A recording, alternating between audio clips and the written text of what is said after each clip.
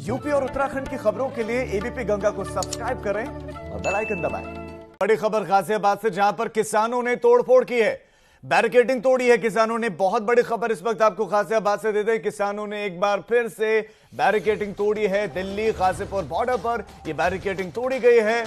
किसानों का जो गुस्सा है वो चरम पर है। कृषि कानूनों के विरोध में किसानों का हल्ला बोल जारी है। और इस बार जो बैरिकेडिंग तोड़ी गई है वो दिल्ली गाजीपुर बॉर्डर पर तोड़ी गई। इससे पहले हमने जो तस्वीरें देखी थी सिंघ बॉर्डर पर देखी थी, और अब दिल्ली गाजीपुर बॉर्डर पर किसानों ने बैरिकेडिंग तोड़ी है। तस्वीरें हमने दिखाई, आपकी तस्वीर आपके सामने है। दिल्ली पुलिस और सीआईएसएफ के जवान बॉर्डर पर मौजूद हैं और दिल्ली घेरने का ऐलान किसान कर चुके हैं। हालांकि गृह मंत्री अमित शाह कह चुके हैं कि बातचीत करें, एक जगह पर बातचीत करें, लेकिन बहुत बड़ी खबर इस वक्त आपको दे दें, किसानों ने बैरिकेडिंग तोड़ दी है। कृषि कानूनों को लेकर हल्ला बोल जारी है। ठुकराया केंद्र सरकार का वो प्रस्ताव जिसमें कहा गया कि आइए बातचीत करिए। दरअसल सरकार ने बुराड़ी को ओपन जेल बनाया और अब आंदोलन का दायरा किसान बढ़ाएंगे और 5 पॉइंट्स पर जाम करने वाले हैं दिल्ली को किसान। रविवार से ही यूपी गेट पर किसान अड़े हुए हैं। सीधा हमारे संवाददाता अविनाश का रुख करते हैं जो इस वक्त हमारे साथ। अविनाश, क्या स्थिति है बॉर्डर पर?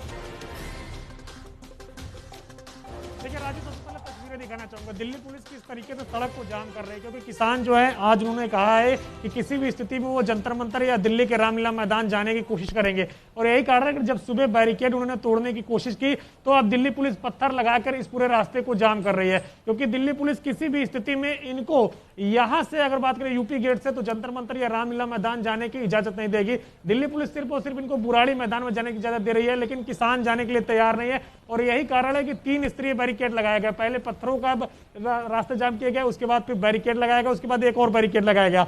हमारे जो स्थानीय रिपोर्टर है शक्ति सिंह, ये भी पिछले 3 दिनों से कवर कर रहे हैं, इनसे भी जानते हैं। शक्ति, आप क्या देख रहे हैं पिछले 3 दिनों से, अगर बात करें इस किसान आंदोलन में? देखिए, लगातार जो किसानों की संख्या यहाँ पर बढ़ती जा रही है और देखने में ये आ रहा है कि अविनाश की किसान और अभी इकट्ठा होंगे। 2 बजे का टाइम अल्टीमेटम किसानों ने दिया है कि 2 बजे की मीटिंग होगी। मीटिंग होने के बाद ये अपनी रणनीति तय करेंगे कि इन्हें कहाँ जाना, कहाँ नहीं जाना। लेकिन जो इनकी मांग है, इनकी मांग सीधी है जंतर मंतर या इंडिया गेट, जो कि दिल्ली पुलिस ने सीधा कह दिया कि इन्हें वहाँ नहीं जाने दिया जाएगा।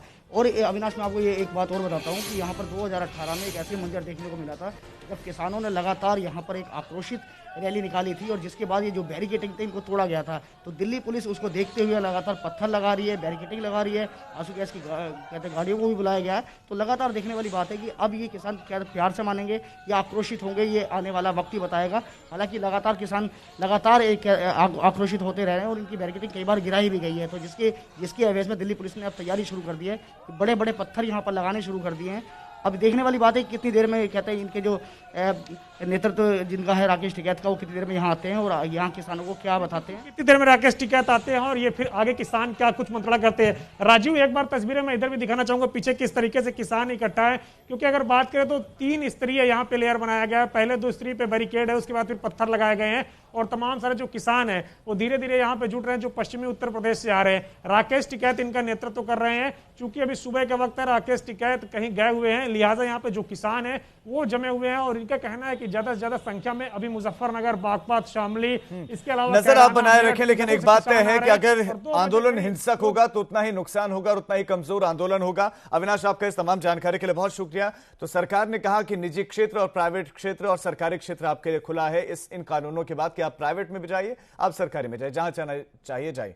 लेकिन अब किसान इस बात पर अड़े हुए कि नहीं, पहले वाले, यानी कि सिर्फ और सिर्फ मंडियों में ही किसानों को फिर धान जो है अपने जितने भी जो कृषि का उनका उत्पाद है वो बेच सकते हैं। तो ऐसे में आखिर जो सरकार ने अतिरिक्त अधिकार दिए हैं उनका विरोध क्यों?